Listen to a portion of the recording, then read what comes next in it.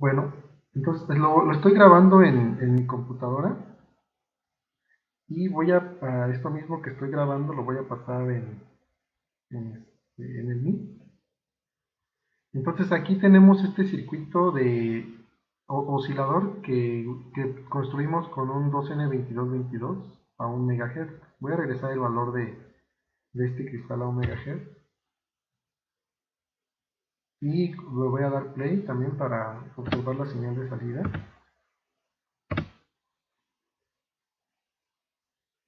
Era 500 ohms.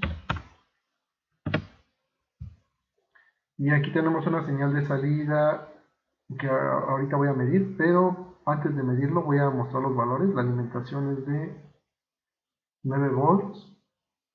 Esta resistencia de aquí es de la resistencia 1, vamos a darle un zoom.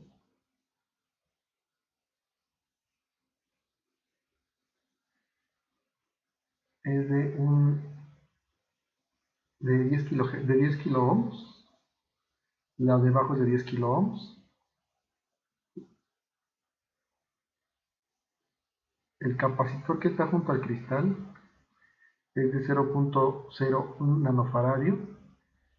El inductor que tenemos aquí en el colector del transistor es de 70 microhenrios. El transistor es el 2N2222A y la resistencia del emisor es de 500 ohms y el capacitor es de 1 nanofaradio. ¿Vale? Entonces aquí tenemos estos valores para este oscilador. Ahora vamos a cambiar el transistor. Profe, el capacitor que está en paralelo con la resistencia me dijo 1 nanofaradio. 1 nanofaradio. Gracias. Sí, entonces voy a cambiar este transistor para observar si podemos elevar la frecuencia. Por ejemplo, un MOSFET, vamos a checar. Tenemos aquí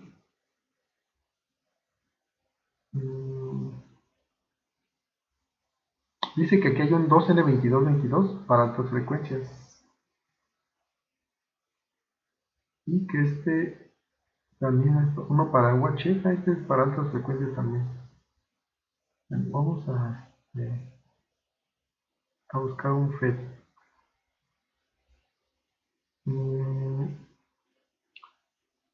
Canal N significa que se activa con positivo. Vamos a probar con uno con un positivo. Un FET, mejor MOSFET. Vamos a checar MOSFET a ver si hay. 11.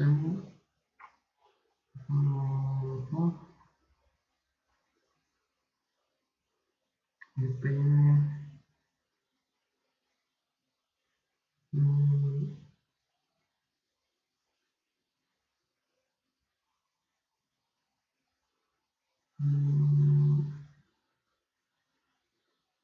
Vamos a probar con este MOSFET.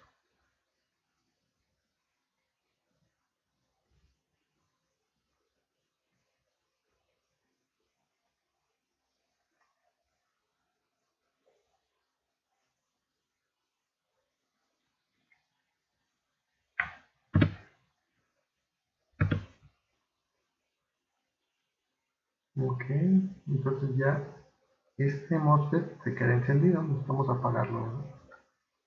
Vamos a ver si con una resistencia de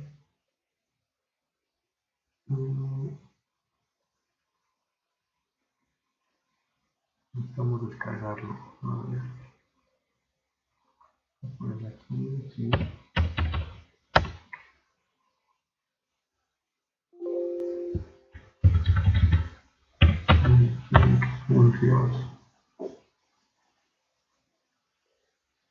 Y esta resistencia es más baja. Vamos a ver aquí.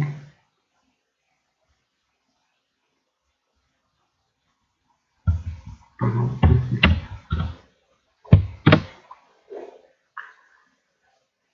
Se sigue quedando cargado.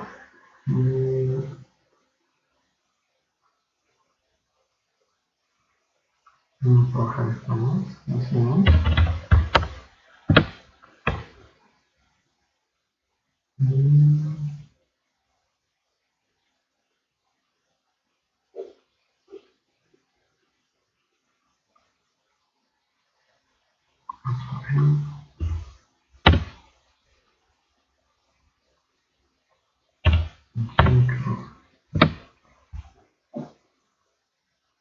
Run.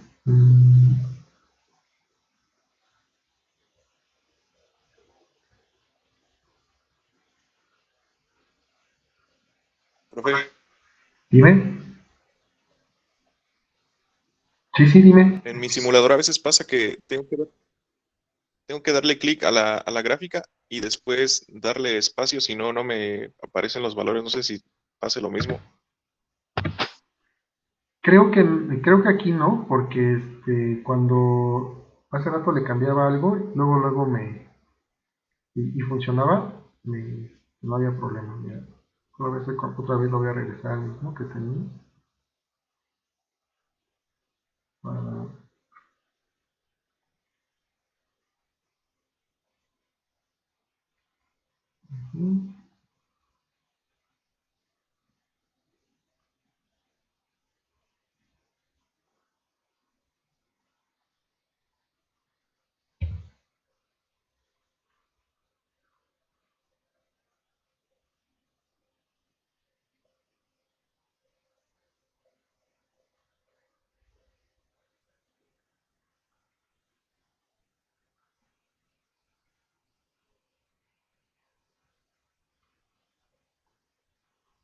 voy a regresar a 70. A 70.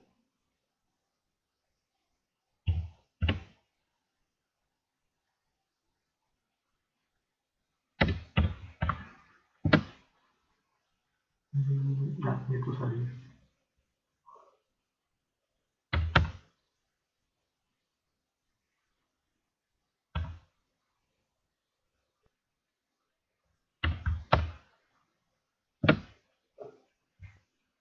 Ahí está la oscilación, ¿no? A ver.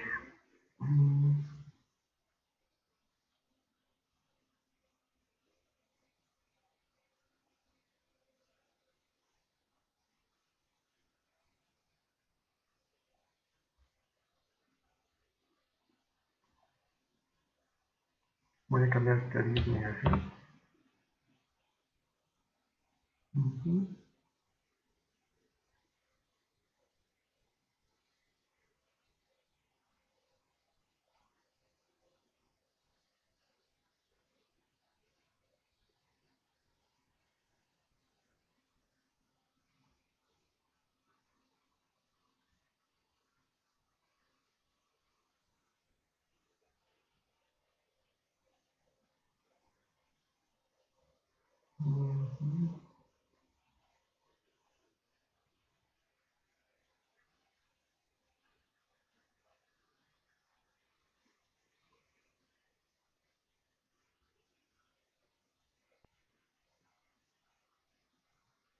Entonces los que afectan la frecuencia están aquí, ¿no? Es el inductor. Vamos a revisar nuevamente. Voy a cambiar el inductor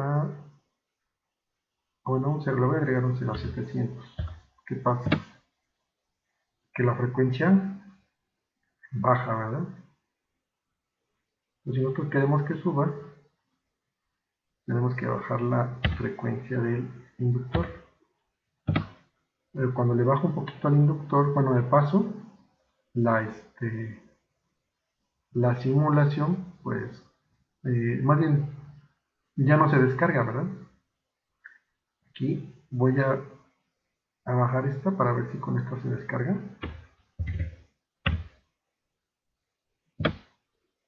Ya se descarga, ¿verdad? Entonces ahí va uno viendo más frecuencia, ¿verdad?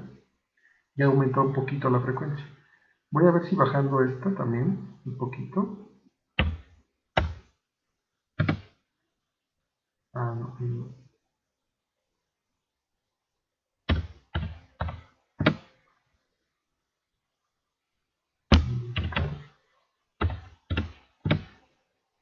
en 10K todavía. Entonces voy a ver si bajando está un poquito más. Bueno, mejor voy a bajar otra vez el inductor. A ver si ya funciona con 50. Ya funciona. Ahora voy a bajarlo más. Ahora con 30, sí, con 30. Sí, ahí está, miren. Y está subiendo la frecuencia. Ahora vamos a ver con 20. Sigue funcionando y sigue subiendo la frecuencia.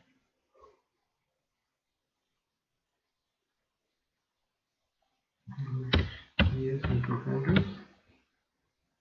Muy bien. Sigue subiendo la frecuencia. 5 microfaradios. Oh. A ver, lo voy a bajar aquí más a 1 kilohertz. 1 kilo ohm, perdón. No, no quiere. A ver, 500 ohms. No, ya no da. Entonces tenía que 5K.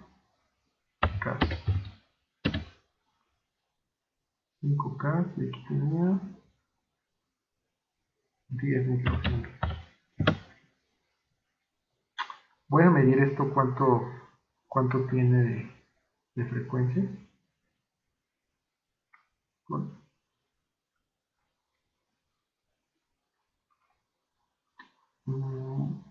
voy a cambiarle el tiempo de 90 microsegundos a 92, por ejemplo. Voy a medir cuánto.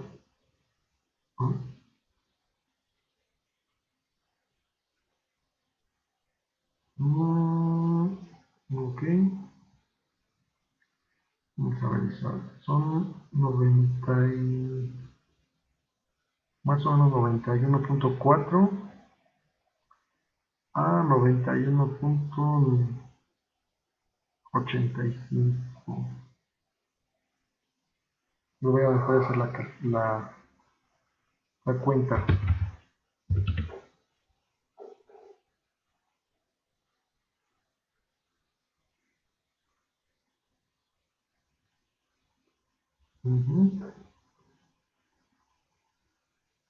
A ver, 91.38, por ejemplo. 91. A lo mejor voy a empezar desde la siguiente, que sería 91.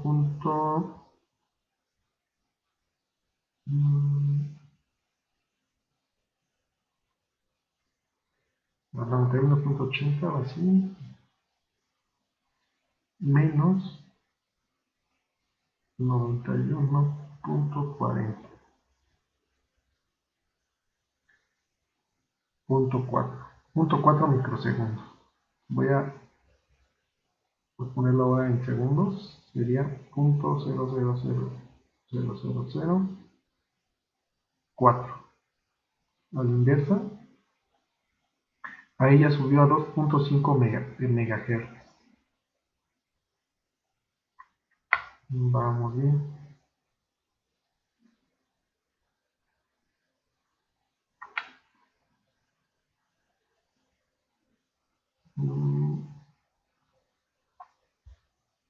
Entonces lo que voy a hacer ahora es bajar esto también un poquito. Vamos a ver si con 5 funciona o con 8. Perfecto, sí funciona. Voy a tratar de bajar esto también. 5, voy a bajar la 3, a ver si funciona. Sigue funcionando.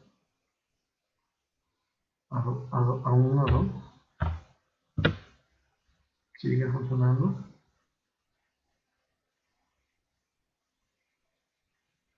A 1 kHz. A 1 kilo ohm, perdón, ya no funcionó. Lo voy a dejarla en 2. Perfecto. Y ahora la inductancia también la voy a ir bajando poco a poco, espero que funcione. Sigue funcionando a 8. Vamos a ponerla a 5. No funcionó. Ahí vamos a revisar si es esta la que... Aquí está quedando cargado, quizás es este. Voy a poner 100 picofarads. No, pues sí.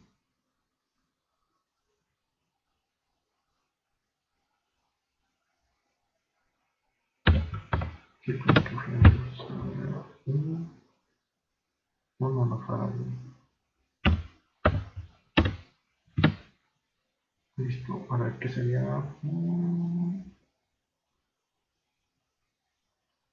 Ok,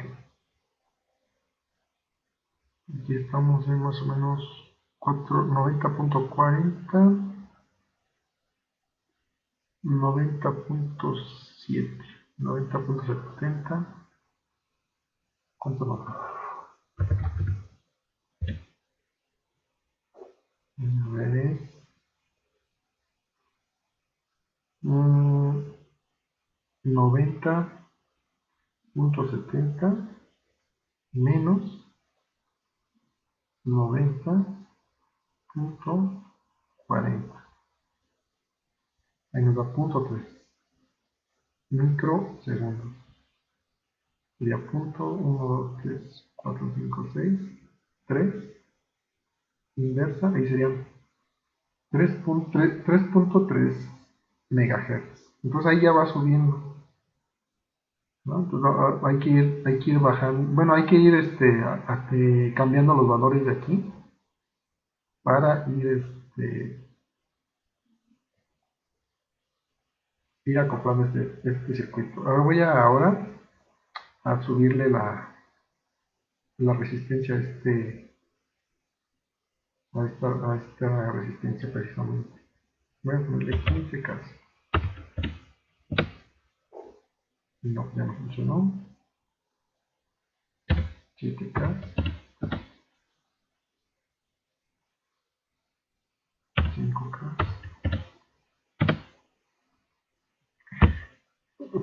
¿Cómo voy variando los valores? Los valores los voy variando pensando en que el cristal se tiene que cargar y descargar. Entonces, para que se cargue, funciona que el inductor hace que se cargue este capacitor y, y la otra terminal del inductor tiene que funcionar como tierra, ¿verdad? Entonces, el voltaje que hay aquí en el lado izquierdo debe de ser menor que el voltaje que hay acá en cierto momento. Ajá, pero cuando el cristal reacciona y tiene una resistencia menor, entonces este lado, del lado derecho donde está el inductor, se vuelve más negativo que el otro lado. Entonces ahí es como un balance que se tiene que ir cargando y descargando. Entonces por eso es que voy variando los valores, porque entre más pequeños sean los valores, menos energía va a guardar, ¿verdad? Y entre menos energía guarden, pues más rápido se pueden descargar. Y entonces la frecuencia aumenta. Por eso estoy variando así los valores, ¿no? Vamos variando de los dos lados para que se vaya descargando y descargando el cristal y el capacitor. Y también el inductor. Entonces por eso es que voy variando estos valores de los capacitores y de los inductores. Por ejemplo, voy a bajar ahora. No lo he bajado.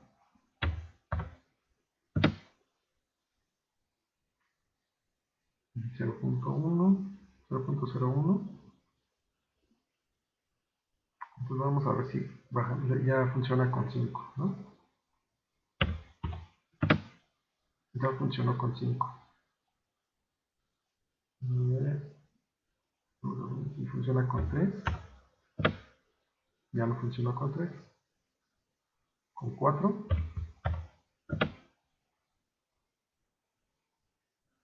0.5. Ok.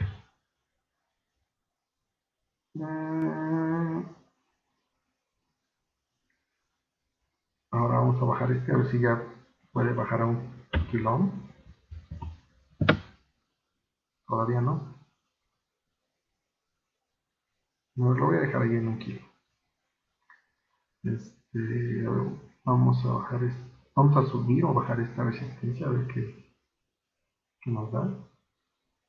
Y ya con 6K a ver si funciona. No. Con 4K. Tampoco. Con 6K. Con 7K.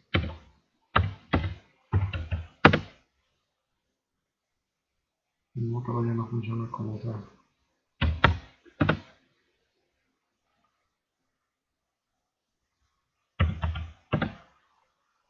Aquí le puse 2 ohms en lugar de 2K.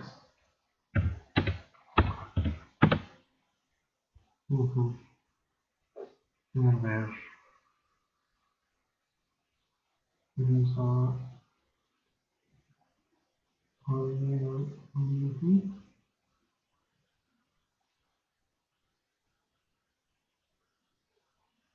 Vamos a verificar si estoy otra vez ya.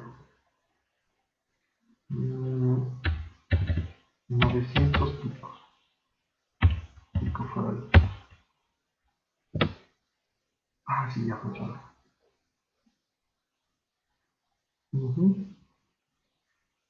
Entonces a ver si ya podemos bajarlo a 4.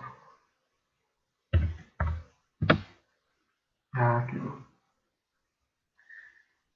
Bueno, hasta ahí la voy a dejar. No sé qué frecuencia quedó aquí. A ver, voy a medirla más o menos.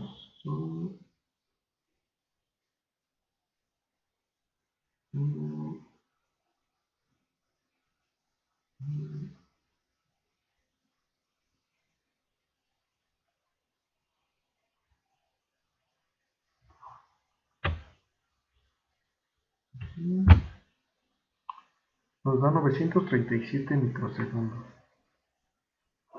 A ver, vamos a ver cuánto da eso.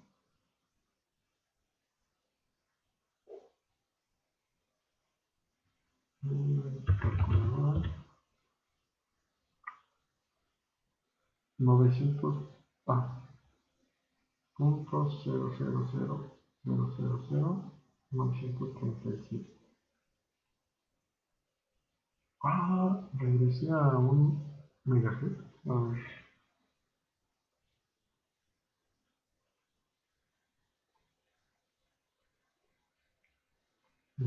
21, 22, 23, 24, 25, 26, 27, 28, 29, 30. Entonces 28. Sí, 22 en 2.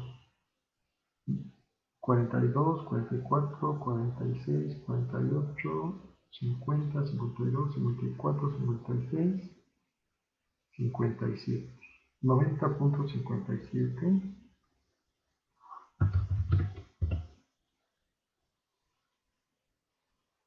90.57.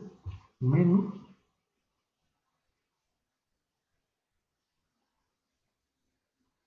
22, 23, 24, 26, 28, 30, 32, 34, 36. Menos 90.36.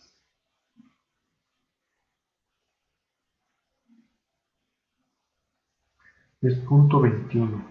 Inverso nos da 4.76 megahertz.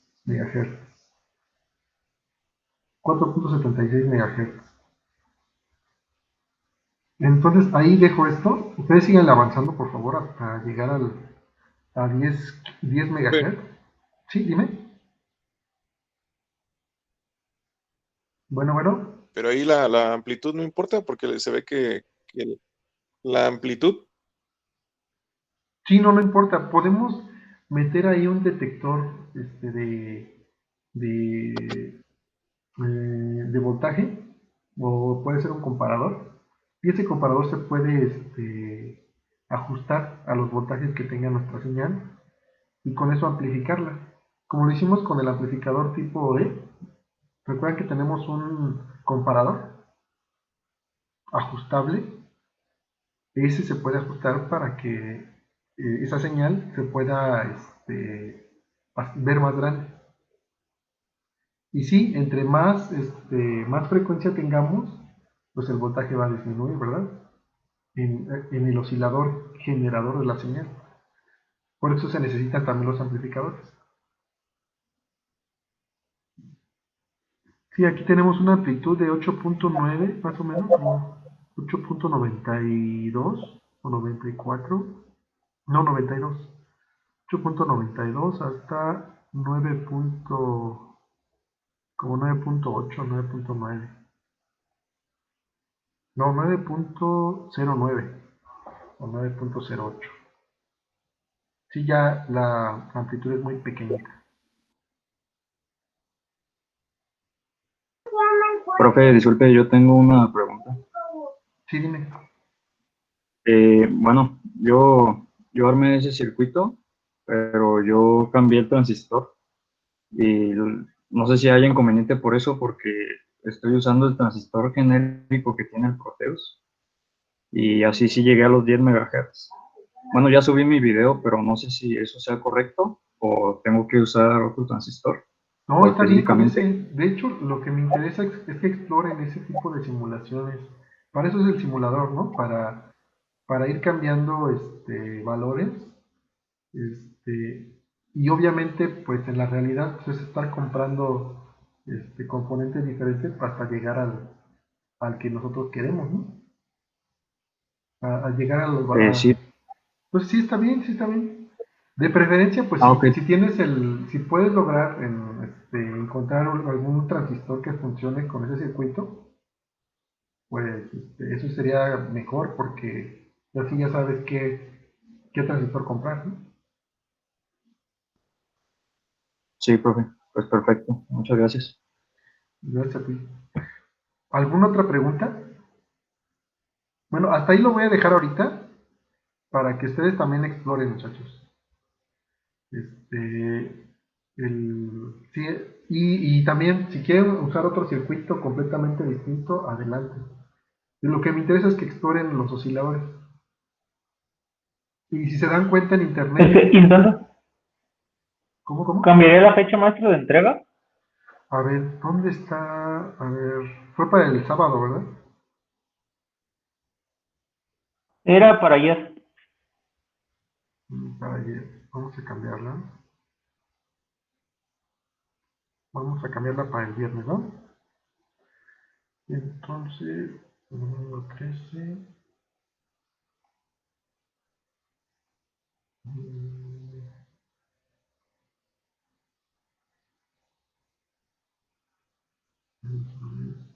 Domingo 20. A lo mejor el viernes, porque así ya les puedo contestar si me mandan mensaje, ¿no?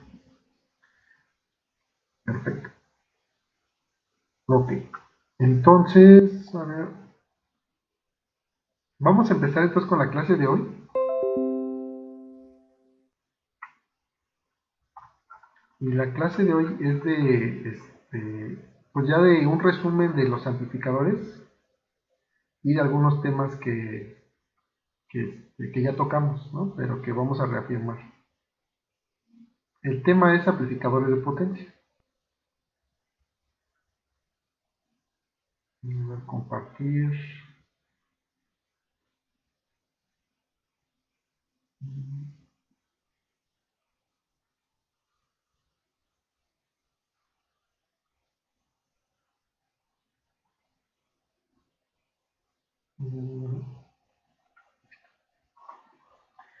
Y bueno, pues vamos a tocar este tema de los amplificadores de potencia. Ya empezamos con el tema de distorsión la clase pasada. Pero bueno, hoy vamos a ver la parte de los amplificadores de potencia, ¿no? Y bueno, ¿qué significa un amplificador de potencia? significa que es el amplificador que va a atender a la etapa final de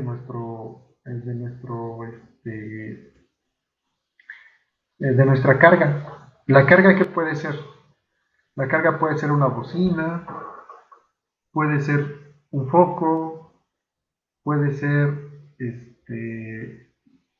un, un rayo láser, puede ser un motor, puede ser un...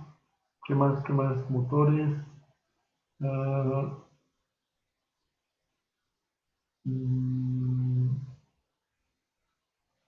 bueno, en general son eso, ¿no? Lámparas, bocinas o motores. Entonces, los transistores, la última etapa que ya tiene conexión con esa carga, se le llama amplificador de potencia. ¿Por qué? Pues porque ya es el que va a darle la potencia final a nuestra carga. De repente hay cargas muy pequeñas, ¿no? Por ejemplo, puede haber láseres que tengan una corriente de 500 miliwatts y un voltaje de 3 volts, ¿no? Entonces, pues quizás para nosotros eso sea muy poquito, pero ya al transistor que está alimentando a ese láser, se le llama, a esa etapa se le llama amplificador de potencia. También a la etapa final podríamos tener un motor, por ejemplo, el que tiene el carrito eléctrico que tenemos nosotros, es un motor de 72 volts a 75 caballos de fuerza. A ver, voy a convertir los HF, de 75 HP, perdón, a watts. Son 55,000, casi 56,000 watts, ¿no? De corriente directa. Entonces, pues es una potencia muy, muy grande. Y que los transistores que controlan ese motor, pues ya es la parte de potencia, ¿no? O el amplificador de potencia. Entonces, realmente decimos que el amplificador de potencia es la última etapa que va conectada a nuestra carga. Entonces, dice, un amplificador recibe una señal proveniente de algún transductor de detección u otra fuente de entrada y entrega una versión amplificada de la señal a algún dispositivo de salida o a otra etapa de amplificador.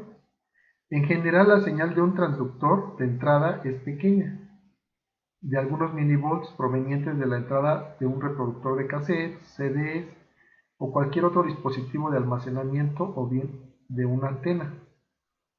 Y necesita ser amplificada lo suficiente para que funcione un dispositivo de salida, bocina u otro dispositivo de manejo de potencia. En amplificadores de señal pequeña, los factores principales suelen ser la linealidad de la amplificación y la magnitud de la ganancia, como la corriente y el voltaje de la señal. Son pequeños en un amplificador de señal pequeña, la cantidad de capacidad de manejo de potencia y la eficiencia en relación con la potencia no son determinantes. Bueno, es lo mismo que les comenté, ¿no? La parte ya de potencia. Bueno, en amplificadores de potencia actualmente hay muchas denominaciones de clases de amplificadores. De clase A, clase B, clase C, clase D, clase E, clase F y clase G. Nosotros ahorita vamos a platicar solamente de los clase A, B, C y D. ¿Sale? El A, en la clase A, aquí está, es la señal de salida varía a lo largo de 360 grados del ciclo. La figura 12.1a muestra que esto requiere que el punto Q se polarice a un nivel de modo que cuando menos la mitad de la excursión de la señal de salida pueda variar hacia arriba y hacia abajo, sin que llegue a ser un voltaje suficientemente alto como para ser limitado por el nivel de alimentación de voltaje o demasiado bajo como para que se aproxime al nivel de alimentación bajo o cero en una descripción. Bueno, pues los clase A son los amplificadores que hemos hecho en clase, que es el de polarización directa, el de polarización en emisor y el de divisor de voltaje. Esos son los clase A. ¿Por qué? Porque les tenemos que buscar un punto Q y ese punto Q debe de estar por arriba del voltaje del tierra, ¿verdad? Debe de estar entre el voltaje de tierra y el voltaje de alimentación. Entonces debe estar ahí nuestro punto Q para que varíe y no toque la zona de corte ni toque la zona de saturación. Ese es el tipo A, o el clase A, perdón. Y está el clase B también. Un circuito clase B proporciona una señal que varía durante la mitad del ciclo. Bueno, básicamente, antes de leerlo, les voy a explicar el B. El clase B lo que hace es que un transistor va a amplificar la subida de la señal y otro transistor va a amplificar la bajada de la señal. O sea, van a trabajar en complemento, dos transistores, uno para amplificar la parte positiva y otro para amplificar la parte negativa de nuestra señal. Obviamente, puede ser que no sea realmente parte positiva y parte negativa, ¿verdad? Porque si definimos que la mitad sea 3 volts, por ejemplo, y nuestra señal va de 2 volts a 4 volts, entonces realmente toda la señal es positiva, pero la mitad de la señal se va a amplificar por un transistor y la otra mitad por el otro transistor. Eso es básicamente los clase B. Dice, un circuito clase B proporciona una señal que varía durante la mitad del ciclo de la señal de entrada o durante 180 de la señal, 180 grados de la señal, como se muestra en la figura 12.1b. Aquí está, ¿no? Entonces, el punto de polarización de CD de la base B es por consiguiente 0 volts, con la salida que varía entonces a partir de ese punto de polarización durante medio ciclo.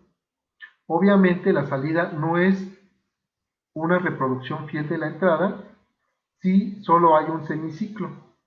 Se requiere dos operaciones de clase B, una para que proporcione una salida en el semiciclo de salida positiva y la otra para que haya operación en el semiciclo de salida negativa. Entonces, los semiciclos combinados proporcionan salida durante 360 grados de operación.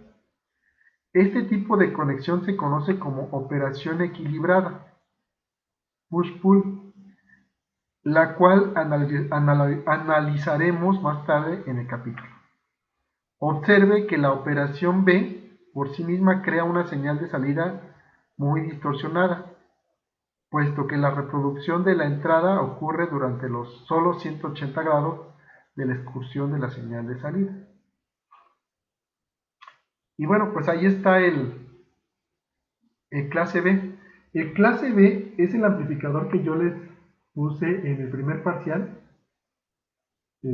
como examen, que tenía a la salida dos transistores complementarios, que uno pues iba a amplificar la parte positiva y el otro la parte negativa. Pero lo curioso es que ese amplificador se alimenta de 0 a 12 volts, ¿verdad? Entonces no hay parte negativa realmente. Solamente que el punto de operación está a 6 volts, y entonces la parte negativa va de 6 volts a 0 volts, y la parte positiva va de 6 volts a 12 volts. Entonces, es ahí lo que quería comentarles, ¿no? De clase B. Después viene el clase AB, que es un amplificador, se puede polarizar a un nivel de CD sobre el nivel de corriente de base 0 de la clase B y por sobre la mitad del nivel del voltaje de alimentación de clase A. Esta condición de polarización es la clase AB. No obstante, la operación clase AB requiere una conexión push-pull para lograr un ciclo completo de salida, pero el nivel de polarización de CD suele estar más cerca del nivel de corriente de base 0 para mejorar la eficiencia de la potencia, como se describirá en breve. Para la operación clase AB, la ejecución de la señal de salida ocurre entre 180 y 360 grados y no es ni operación clase A ni operación clase B. Bueno, es exactamente lo que les comentaba, ¿no? Del clase B que hicimos nosotros en el primer parcial. Y ese clase AB pues tiene una alimentación positiva. ¿Vale? El clase C. La salida de un amplificador clase C se polariza para que opere a menos de 180 grados del ciclo y funcionará solo con un circuito sintonizado resonante, el cual proporciona un ciclo completo de operación a la frecuencia sintonizada o resonante. Por consiguiente, esta clase de operación se utiliza en áreas especiales de circuitos sintonizados, como radio o comunicaciones. Entonces, aquí tenemos el clase C, que es el sintonizado que hicimos nosotros, ¿no? Que tenía un circuito tanque. Y el clase D. Esta clase de operación es una forma de un amplificador que utiliza señales de pulsos digitales, las cuales se activan durante un intervalo corto y se desactivan durante un intervalo más largo. La aplicación de técnicas digitales permite obtener una señal que varíe durante el ciclo completo, mediante circuitos de muestreo y retención, para recrear la salida de muchas piezas de la señal de entrada. La ventaja principal de operación de clase D es que el amplificador se activa utilizando potencia solo durante intervalos cortos y la eficiencia total puede ser prácticamente muy alta, como se describe a continuación. Bueno, entonces ahí está el clase D que ya también empezamos a hacer nosotros, que todavía no terminamos, pero que ahí estamos trabajando. Y los clase D es la última generación de amplificadores, porque hacen que el transistor MOSFET se active, ¿no? Y cuando se activa, saca toda la señal, toda la potencia que puede sacar el MOSFET. Y eso hace que la eficiencia del amplificador sea muy alta. Por eso se utilizan mucho ahora los amplificadores tipo D, y por eso también son amplificadores más pequeñitos, porque su construcción pues es más pequeña, ya no necesitan tanta preamplificación. Entonces es muy eficiente el clase D. Bueno, vamos a hablar ahora de eficiencia. Dice, la eficiencia de potencia de un amplificador, definida como la relación entre la potencia de salida y la potencia de entrada, mejora cuando se va de la clase A a la clase D. En términos generales, vemos que un amplificador clase A, con polarización de corriente directa a la mitad del nivel del voltaje de alimentación, utiliza bastante potencia para mantener la polarización, incluso sin señal de entrada aplicada. O sea, lo que está queriendo decir aquí es que a nosotros, al polarizar el transistor en clase A y poner un punto Q, ya al poner el transistor en el punto Q, ya se está gastando energía, ¿sí? Y en el clase D, pues como no se tiene un punto Q, se tiene apagado o encendido. Cuando está encendido, significa que se está aprovechando la señal, y cuando está apagado, pues no, y eso eleva la eficiencia, ¿no? Entonces, en clase A el punto Q ya gasta energía, aunque no le pongamos señal de entrada, ¿vale? Y dice, lo anterior da como resultado una eficiencia muy pobre, en especial con señales de entrada pequeña, cuando se suministra muy poca potencia de CD a la carga. En realidad, la eficiencia máxima de un circuito de clase A, la cual ocurre durante la excursión de corriente y voltaje máxima, es de solo 25% con una conexión de carga directa o alimentado en serie, y de 50% con una conexión de transformador con la carga. Se puede demostrar que la operación clase B, bueno, hasta ahí. Entonces, clase A tiene una eficiencia de 25 a 50%. De clase AB de 180 a 360 grados, entre 25 y 78% de eficiencia. De clase B de 78.5% de eficiencia. De clase C menos de 180 grados, no se sabe la eficiencia. Y el clase D, operación pulsante general de más de 90%. Entonces ahí es eso, ¿no? La tablita, las eficiencias.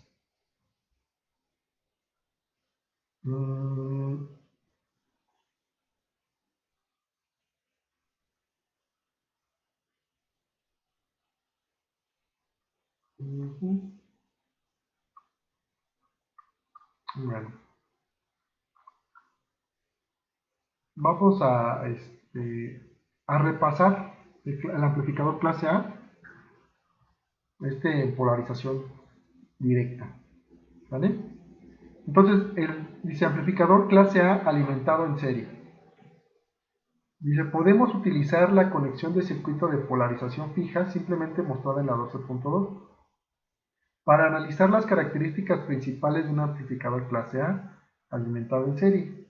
Las únicas diferencias entre este circuito y la versión de señal pequeña, ya antes considerada, son que las señales manejadas por el circuito de gran señal se encuentran en el orden de volts. Y el transistor utilizado es un transistor de potencia que es capaz de operar en un rango que va desde algunos watts hasta decenas de watts. Como se demostrará en esta sección, este circuito no es el mejor a utilizar como amplificador de señal grande debido a su baja eficiencia de potencia. En general, la beta de un transistor de potencia es menor de 100. El circuito de amplificador total que utiliza transistores de potencia capaces de manejar grandes cantidades de corriente o potencia, aunque no proporcionen mucha ganancia de voltaje. Bueno, aquí lo que nos están comentando es que los transistores pequeñitos, pues como los BC547, pues tienen una beta grande, ¿no? De 300, 400. Pero los transistores de potencia, como los PIP31, como los PIP41, etcétera, PIP45, pues ya tienen una beta pequeña, entre 50 y 100. Algunos hasta 30, ¿no? Entonces, entre más potencia manejen los transistores, la beta que tienen o la HFE va a ser más pequeña. Entonces, eso hace que también sean ineficientes los amplificadores. Y dice, operación de polarización de CD, pues hasta aquí están las ecuaciones del transistor. Y dice, para apreciar la importancia de la polarización de CD en la operación del amplificador de potencia, considere la característica de colector mostrada en la figura 12.3. Vamos a ver, 12.3. Aquí está su punto Q y sus rectas de carga, ¿no? Se traza una recta de carga de CD con los valores de VCC y RC. La intersección del valor de polarización de CD de IB con la recta de carga de CD determina entonces el punto de operación para el circuito. Los valores de punto quiesense son los calculados con las ecuaciones 12.1 y 12.3. Si la corriente de colector de polarización de CD se establece a la mitad de lo posible excursionar de la señal, entre 0 y VCC entre RC, se podrá dar la máxima excursión de la corriente de colector. Además, si el voltaje quiesense de colector a emisor se establece a la mitad del voltaje de alimentación, será posible la mayor excursión de voltaje. Con el punto Q establecido en ese punto de polarización óptima, las consideraciones de potencia para el circuito de la figura 12.2 se determinan como se describe a continuación. 12.2. Aquí está, ¿no? Pues lo que ya sabemos, ¿no? El punto de operación en sea del transistor. Bueno, vamos a leerlo para reafirmar. Cuando se aplica una señal de entrada de corriente alterna al amplificador, la salida variará a partir de su voltaje y corriente de operación. de polarización de CD. Una señal de entrada pequeña como la de la figura 12.4 hará que la corriente de base varíe por arriba y por debajo del punto de polarización de CD, la cual hará entonces que la corriente de colector salida varíe a partir del punto de operación de CD establecido, así como también que el voltaje de colector a emisor varíe en torno a su valor de polarización de corriente directa. A medida que la señal de entrada se haga más grande, la salida variará aún más en torno al punto de polarización de CD establecido hasta que la corriente o voltaje alcance una condición limitante. Para la corriente, esta condición limitante es una corriente cero en el extremo bajo o VCC entre RC en el extremo alto de su excursión. Para el voltaje de colector a emisor, el límite es o bien cero o bien la alimentación VCC. Y pues ahí está el punto de operación en la parte intermedia entre el voltaje 0 y VCC y entre la corriente 0 y la corriente VCC entre RC. Y tenemos la señal de entrada pequeña y pues una señal de salida quizás del mismo tamaño, pero con mayor corriente, ¿verdad?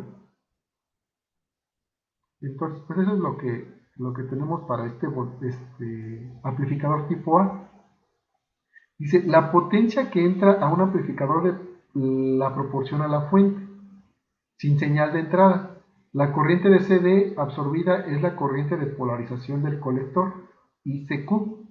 Por tanto, la potencia extraída de la fuente es VCC por ICQ. Esa es la potencia cuando el amplificador está encendido, pero sin señal de entrada, ¿verdad? Solamente por la polarización ya está consumiendo potencia. Y ahí es donde viene toda la parte de ineficiencia de nuestro amplificador. Incluso con una señal de sea aplicada, la corriente promedio extraída de la fuente no cambia. De modo que la ecuación 12.4 representa la potencia de entrada suministrada al amplificador clase A alimentado en serie. Es la potencia promedio, ¿no? Dice potencia de salida. La corriente y voltaje de salida, que varían alrededor del punto de polarización, entregan potencia de CA a la carga. Esta potencia de corriente alterna se suministra a la carga RC en el circuito de la figura 12.2. 12.2 es este mismo circuito, ¿no? Aunque no tiene... Ah, sí, RC es la carga, ¿verdad? Bien. Dice, la corriente y voltaje de salida, la señal de corriente alterna de la entrada hace que la corriente de base varíe alrededor de la corriente de polarización de CD y que la corriente de colector lo haga alrededor de su nivel quiescente de ICQ. Como se muestra en la figura 12.4, la señal de entrada de CA genera señales de corriente y voltaje de CA. Cuanto más grande es la señal de entrada, mayor es la excursión de salida, hasta el valor máximo establecido por el circuito. La potencia de CA entregada a la carga RC se expresa de diferentes maneras. Con señales RMS, la potencia de CA entregada a la carga RC se puede expresar como sigue. Entonces tenemos la potencia de salida será igual al voltaje del colector emisor por la corriente de colector. Y la potencia de salida de CA de RMS podría reescribirse en términos de la corriente de colector al cuadrado por la resistencia de colector. O el voltaje de colector al cuadrado entre la resistencia de colector. Entonces, la eficiencia de un amplificador representa la cantidad de potencia de corriente alterna suministrada desde la fuente de CD y es representada o calculada con esto, ¿no? Que sería potencia de salida entre potencia de entrada por 100. ¿Vale? Eficiencia máxima Para el amplificador clase A alimentado en serie, la eficiencia máxima se determina con las oscilaciones de voltaje y corriente máximas. Para la excursión de voltaje es voltaje colector emisor pico a pico máximo, que es VSC. Para la excursión de corriente es corriente de colector pico a pico máxima, que es voltaje CCC entre RC. La excursión de voltaje máxima de la ecuación 12.7 obtenemos potencia de corriente alterna máxima igual a voltaje de la VCC al cuadrado entre 8RC. Y calculamos la entrada de potencia máxima con la corriente de polarización de CD establecida a la mitad del valor máximo, y que sería VCC al cuadrado entre 2RC. Podemos utilizar entonces la ecuación 12.8 para calcular la eficiencia máxima, que sería potencia de salida máxima entre potencia de entrada máxima. Entonces ya dividimos las dos expresiones de arriba y nos queda 25%. Y de ahí sale la potencia máxima de los clase A.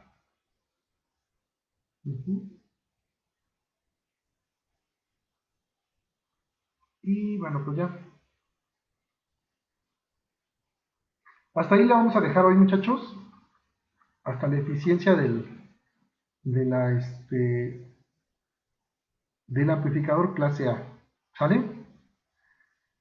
No sé si tengan algún comentario.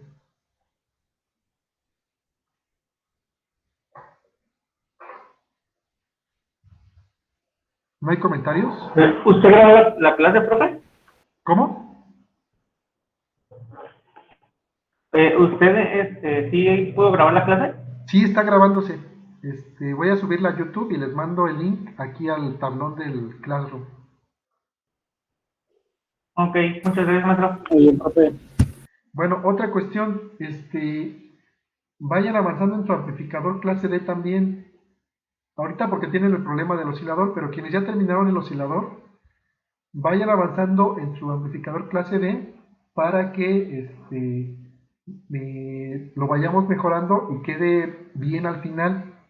Tenemos todavía un mes para terminarlo y hay que aprovecharlo para que nos quede un amplificador que sea vendible, ¿no? Después, si alguien se quiere dedicar a fabricar amplificadores, este sería un primer prototipo, y después si alguien quiere hacerlos más grandes, con más potencia, pues ya nada más le vamos agregando transistores y preamplificadores. Entonces, pues sí es importante que lo vayan terminando, ¿sale? Entonces, pues es todo por hoy. Voy a subir este video a mi canal de YouTube y les voy a mandar el link, ¿sale? Que tengan un grandioso día. Igualmente, profe. Hasta luego. Profe. Hasta luego. Hasta luego, profe. Hasta luego.